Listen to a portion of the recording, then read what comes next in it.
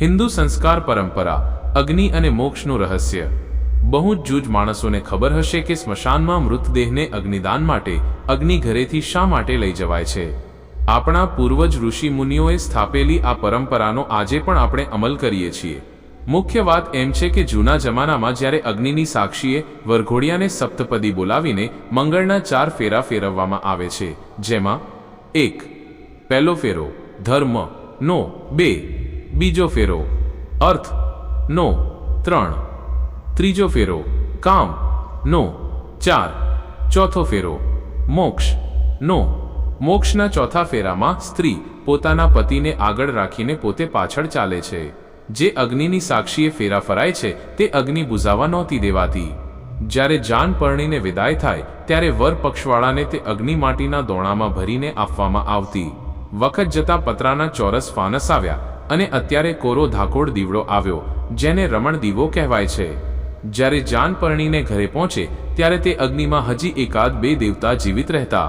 તે દેવતા ઉપર છાણાનો ઓબાળ ભરી પાછો અગ્નિ પ્રગટાવાતો।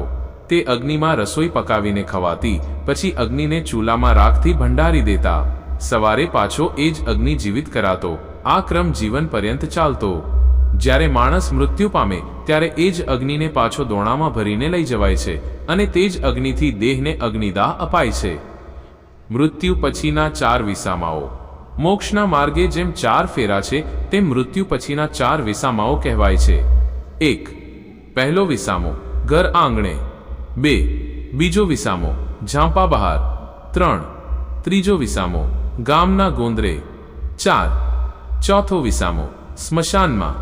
ધર્મ અર્થ કામ જેમ ફેરા છે એ જ રીતે મૃતદેહને સ્મશાનમાં 4 પ્રદક્ષિણા છે।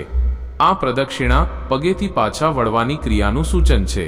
માટે જ કહેવાય છે કે જીવ શિવમાં ભળી ગયો તે શિવમય બની ગયો। શિવના ચરણ કદાપી ઓળંગી ન શકાય। પંચ મહાભૂતનું વિલીનીકરણ। અગ્નિદાહથી જળ, સ્થળ, પૃથ્વી, અગ્નિ, આકાશ અને પવન આ 5 તત્વ પોતપોતાનામાં ભળી જાય છે, તેને ભગવાનમાં વિલીન થયા કહેવાય છે। હવે તેના દર્શન કરવા હોય તો શિવાલયે જવાનું। દીવાના દર્શન એટલા માટે જ કરવામાં આવે છે। આત્મા અમર છે, જીવ મરતો નથી। જળ, સ્થળ, અગ્નિ, આકાશ, પવન પોતપોતાનામાં ભળી જાય છે, જે જ્યાંથી આવ્યો હતો ત્યાં। અર્થ માણસ મરતો જ નથી। ફર્ક માત્ર એ છે કે તમે જે રૂપમાં જોયો હતો તે રૂપમાં હવે તે નથી। ભગવાન એટલે શું? તત્વજ્ઞાનની દ્રષ્ટિએ શબ્દમાં જ તેનું રહસ્ય છુપાયેલું છે। બ ઐનસ ભૂમિ, પૃથ્વી, ગ ઐનસ ગગન, આકાશ, વા ઐનસ વાયુ, પવન, ન ઐનસ નીર, જળ। મુખ્ય સાર પ્રકૃતિ એ જ ભગવાન છે।